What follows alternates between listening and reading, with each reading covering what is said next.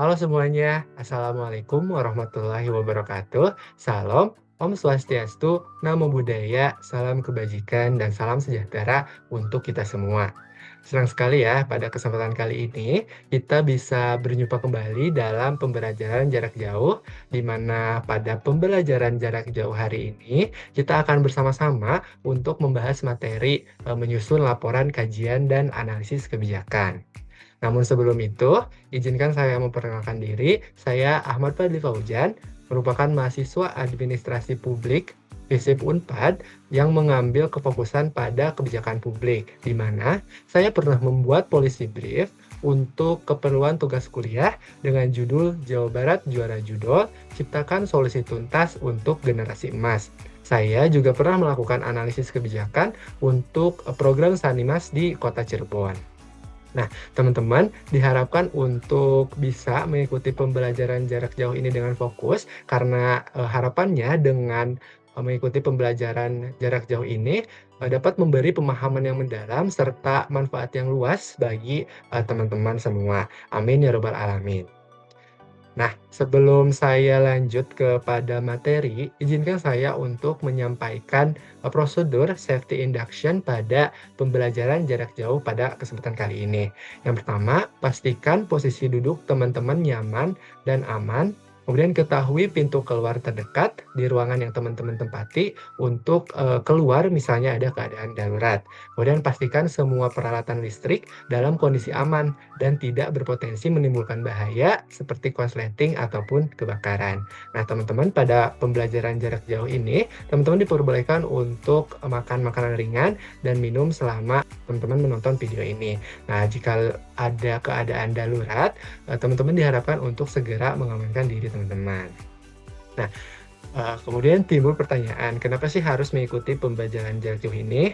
Nah, karena setelah mengikuti pembelajaran jarak jauh ini, teman-teman diharapkan mampu menyusun kerangka laporan kajian atau analisis kebijakan sesuai standar atau pedoman yang berlaku. Nah, teman-teman juga diharapkan untuk mampu menyusun laporan kajian atau analisis kebijakan sesuai dengan standar dan pedoman yang berlaku. Nah, teman-teman juga diharapkan untuk dapat mendapatkan manfaat dari mengikuti pembelajaran jarak jauh ini.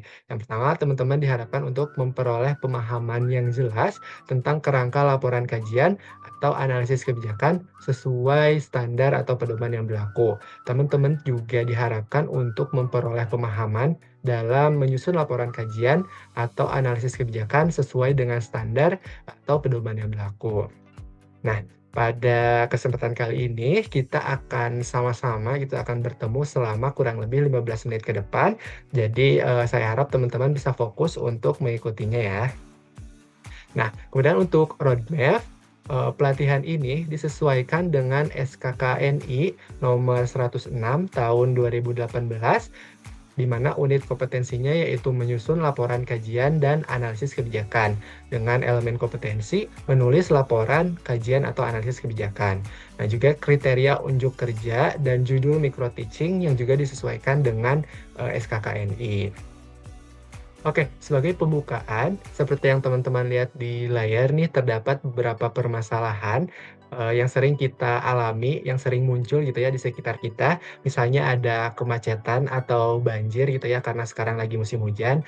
Nah, ketika teman-teman sedang mengalami gitu, sedang terjebak dalam permasalahan tersebut, pernah nggak sih teman-teman tuh semacam greget untuk menawarkan solusi kepada pemerintah bahwa masalah tersebut tuh harus segera teratasi. Misalnya ketika teman-teman ada di tengah-tengah kemacetan, ketika terjebak kemacetan, teman-teman tuh menggerutu bisa, ini harusnya pemerintah tuh menyediain transportasi umum yang lebih banyak gitu agar nggak macet. Atau ketika teman-teman terjebak banjir, teman-teman tuh mikir, di sini kok nggak ada gorong-gorong? Kan harusnya ada gorong-gorong untuk resapan air supaya airnya cepat mengalir gitu, nggak menggenang. Nah, ide-ide sederhana tersebut sebenarnya bisa loh menjadi awal dari sebuah kajian atau analisis kebijakan. Tentunya dibarengi dengan rekomendasi yang logis dan argumentasi yang berbasis bukti atau evidence based. Nah, dalam pelatihan ini Kita akan sama-sama belajar mengenai bagaimana sih menyusun laporan kajian atau analisis kebijakan yang sistematis sesuai dengan pedoman atau aturan yang berlaku.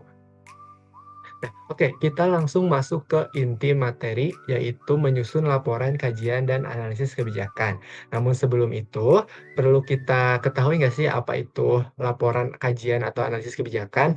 Nah, laporan analisis kebijakan itu adalah suatu tulisan atau suatu dokumen, suatu laporan, baik cetak maupun non-cetak, yang biasanya disusun oleh analisis kebijakan secara individu maupun kelompok yang di dalamnya itu berisi solusi terhadap permasalahan kebijakan tertentu.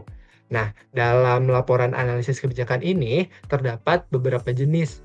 Itu yang pertama ada risalah kebijakan atau policy brief. Biasanya kalau policy brief itu dokumen singkat, tulisan singkat yang isinya tuh ada isu, konteks, aktor terkait, dan rekomendasi solusi. Nah, kemudian untuk yang jenis kedua ada kertas kerja kebijakan. Itu adalah policy paper, di mana kalau policy paper itu sangat mirip dengan policy brief, namun di dalam policy paper ini tuh lebih akademik dan lebih analitis, serta analisisnya lebih komprehensif gitu. Nah, jenis lainnya itu ada makalah kebijakan dan artikel kebijakan. Nah, pada kesempatan kali ini kita akan lebih berfokus dalam mendalami policy brief gitu, dalam menyusun policy brief. Nah, dalam menyusun policy brief, ada beberapa catatan yang harus diperhatikan ketika teman-teman ingin menulis suatu policy brief. Itu yang pertama, fokuskan pada satu masalah kebijakan saja, karena tadi bahwa dokumen policy brief ini merupakan dokumen singkat, maka alangkah lebih baiknya jika difokuskan pada satu masalah kebijakan saja. Nah, kemudian teman-teman juga harus menjelaskan tujuan kenapa teman-teman merekomendasikan, menganalisis permasalahan tersebut. Nah, kemudian teman-teman juga harus mengidentifikasi fakta formal yang mendukung tujuan. Teman-teman harus mengidentifikasi fakta seperti data, tabel, grafik, dan lain sebagainya yang dapat mendukung dari argumentasi atau analisis yang teman-teman lakukan. Nah, kemudian ketika melakukan argumentasi, tuangkan dengan narasi yang mudah dipahami, karena nantinya dokumen policy brief yang akan teman-teman kirimkan tidak hanya akan dibaca oleh teman-teman akademisi. Jadi sebaik mungkin narasi yang dituangkan itu tuh mudah dipahami oleh berbagai kalangan.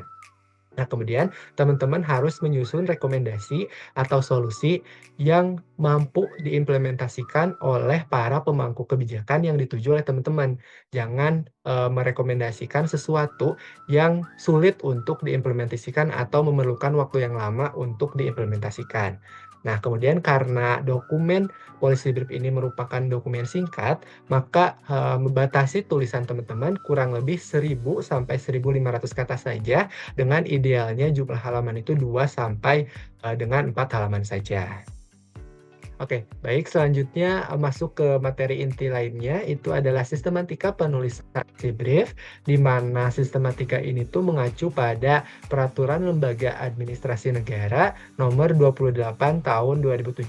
Nah, teman-teman ketika ingin membuat policy brief, teman-teman bisa mengacu sistematikanya kepada peraturan tersebut agar menghasilkan suatu policy brief yang sistematis. Nah, seperti yang pertama, sistematikanya itu meliputi judul, di mana dalam membuat judul, teman-teman harus semenarik mungkin sehingga dapat menarik minat pembaca, sehingga pembaca itu penasaran dan ingin mengetahui lebih lanjut mengenai isi dari policy brief yang teman-teman buat.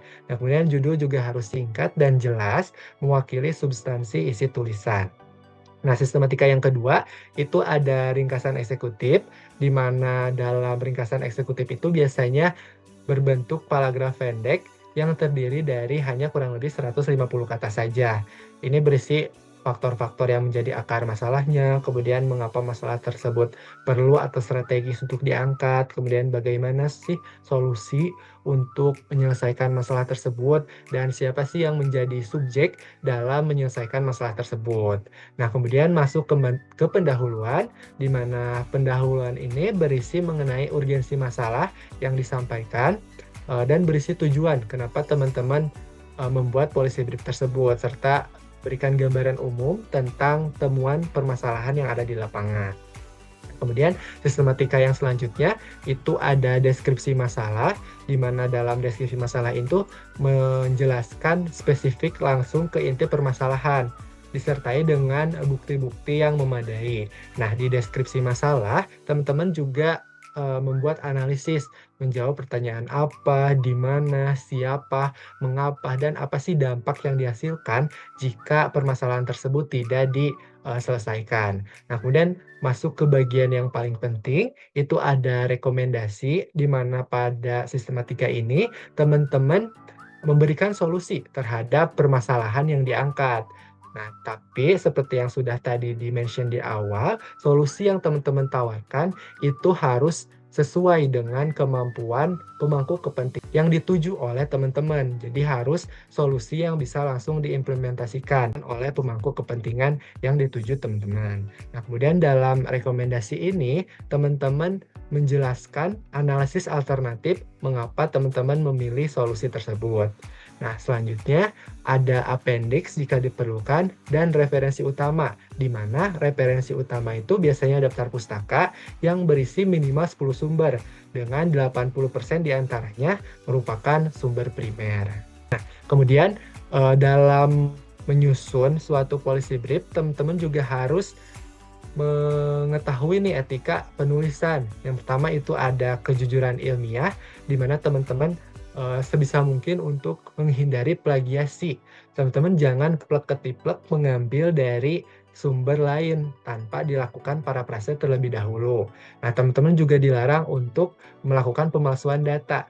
Data yang teman-teman temukan di lapangan harus apa adanya gitu, dituangkan di policy brief. Jangan teman-teman berpikiran untuk bisa mengubah data agar sesuai dengan kemauan teman-teman. Itu tidak boleh, teman-teman.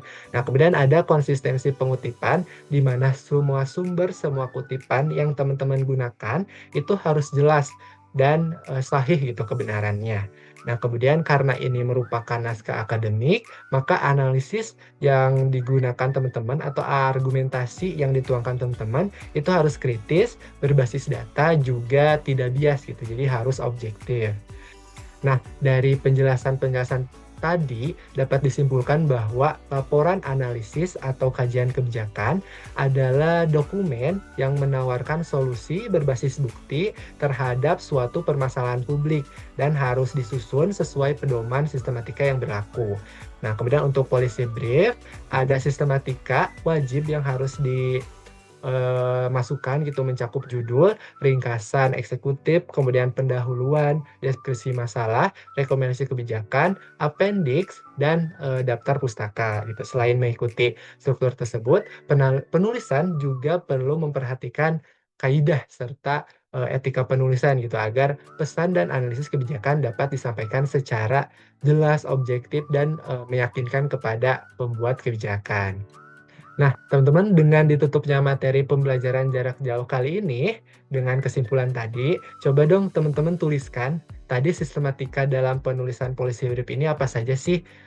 Coba tulis di kolom komentar ya.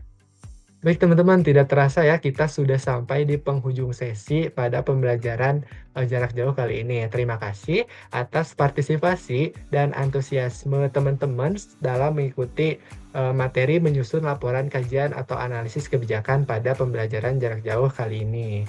Nah, semoga materi yang disampaikan hari ini menjadi langkah awal untuk memahami cara menyusun laporan kajian atau analisis kebijakan secara sistematis.